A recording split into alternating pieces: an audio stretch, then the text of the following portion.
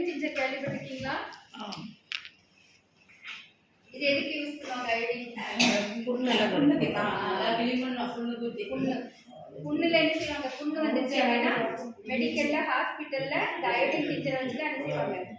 Clean பண்ணுவாங்க. புண்ணு சீக்கிரம் ஆறிடும், புண்ணுல இருக்கக்கூடிய கிருமிகள் உடலுக்குள்ள போகாது அப்படிங்கிறதுக்காக. இதை என்ன செஞ்சிருவேன் அப்படின்னா அதை ஊற்றி இருக்கிற தண்ணியில கொஞ்சமா ஆட் பண்ணுவேன்.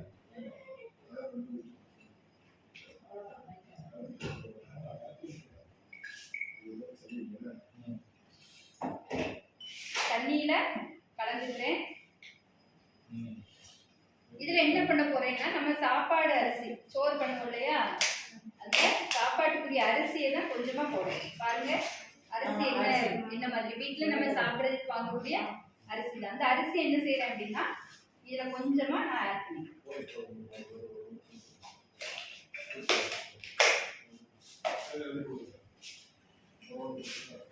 இப்ப பாருங்க என்ன ஆச்சுது அப்படின்னு சொல்லிட்டு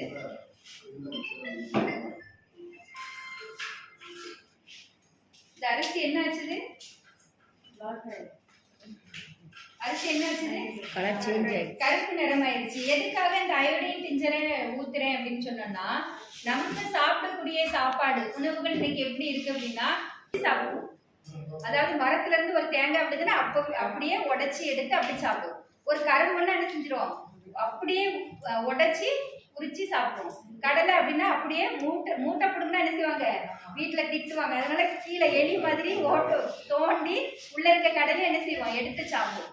ஏன் சொல்றேன் அப்படின்னா அதே போல ஒரு பைத்தங்காயை எடுத்து நான் சாப்பிட்டேன். அந்த பைத்தங்காயை எடுத்து சாப்பிட்றப்போ அதை அப்படி பிக்கிறேன். உள்ள இருந்து என்ன வருதுன்னா நெல்லுன்னு புழு வருது. அப்போ பாட்டி ஏன் இந்த புழு வருது அப்படின்னு கேட்கறப்ப அவங்க சொல்றாங்க, எம்மா இதுக்கு என்ன நாங்க மருந்து அடிக்கல. என்ன அடிக்கல? மருந்து அடிக்கல. மருந்து எதுக்காக? புழுவை சாகடிக்க. அந்த உளுந்து தான் யார் சாப்பிடுறோம்? நாம சாப்பிடுறோம். அப்போ அதே மெடிசின் எங்க போகுது? நம்ம வயிற்றுக்குள்ள போகுது. சரியா? இப்போ இந்த அரிசி நல்லா கருப்பாயிருச்சு, தெரியுதா? பாக்குறீங்களா? அப்ப அந்த மருந்துல இருக்கக்கூடிய பாதிப்பு எல்லாமே அந்த உணவுப் பொருட்களை சாப்பிடக்கூடிய நம்மள என்ன செய்யுது? பாதிக்கும். அந்த பாதிப்புல இருந்து புரோட்டீன் நம்மளை எப்படி காப்பாத்துது அப்படிங்கிறத பார்க்க போறோம். அந்த கருப்பான அரிசி பார்த்தோம் இல்லையா? இந்த கருப்பான அரிசி அதாவது நம்ம சாப்பிடக்கூடிய அந்த உணவுப் பொருள், வயிற்றுக்குள்ள இருக்கக்கூடிய உணவுப் பொருளை நம்ம என்ன செய்யணும்? சத்தா மாற்றணும். சத்தா மாற்றி நம்ம ரத்தத்துக்கு கொடுக்கணும். அந்த பயிருக்கு, பூச்சியை கொள்ளக்கூடிய பயிருக்கு கொடுக்கக்கூடிய மருந்து அதுல நம்ம சாப்பிடக்கூடிய நமக்கு போய் பாதிக்கும். அப்ப அந்த பாதிப்புல இருந்து நம்மளை எப்படி காப்பாத்திக்கலாம் அப்படின்னா புரோட்டீன் ஒரு ரத்தத்தை சுத்தப்படுத்தும், உடலை சுத்தப்படுத்தக்கூடிய ஒரு வேலையை வந்து செய்யுது. அதுதான் நம்ம இதுல பார்க்க போறோம். பாருங்க, அந்த அயோடின் டிஞ்சர் கலந்த தண்ணியில அரிசியை போட்டோம். அரிசி என்ன கலர் ஆச்சுது? கருப்பு கலர் ஆச்சுது.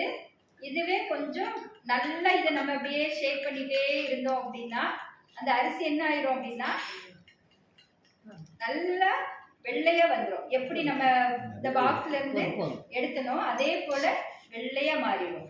இந்த புரோட்டீன் யாரெல்லாம் சாப்பிடணும் அப்படின்னா மெயினா சாப்பிடக்கூடியது வந்து குழந்தைகள். குழந்தைங்க தான் என்ன செய்யறாங்க? வளர்ற பருவத்துல இருக்காங்க. இந்த குழந்தை பருவத்துல இருந்தே அவங்க புரோட்டீன் எடுத்துக்கிட்டாங்க அப்படின்னா நமக்கு குழந்தைங்களுக்குன்னே என்ன வச்சிருக்கோம்னா குழந்தைங்களுக்கான இது 2 வயசு குழந்தையில இருந்து ஒரு 7 வயசு வரை ஒரு 5 வருஷம் கொடுத்துட்டோம் அப்படின்னா அந்த குழந்தை சிக்கே ஆகாது.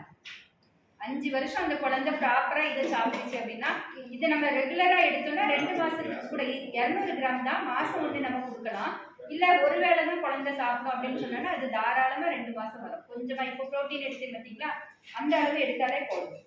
இது வந்து குழந்தைகளுக்கு உள்ள புரோட்டீன். இது வந்து 5 வயசுல இருந்து யார் வேணாலும் எடுத்துக்கலாம். இது குழந்தைங்களுக்கு அப்படின்னா கரையக்கூடிய தன்மையில இதை வந்து ஒரு 37 ஊட்டச்சத்துக்கள் வச்சு இதை தயாரிச்சிருக்காங்க. இதுல என்னெல்லாம் இருக்குன்னு சொன்னேன்? தாவர புரோட்டீன். அப்பதே நீங்க கருப்பா பாத்தீங்க அரிசி. இப்ப அது என்ன கலர்ல இருக்குங்கிறத பாருங்க. வித்தியாசம் தெரியுதா?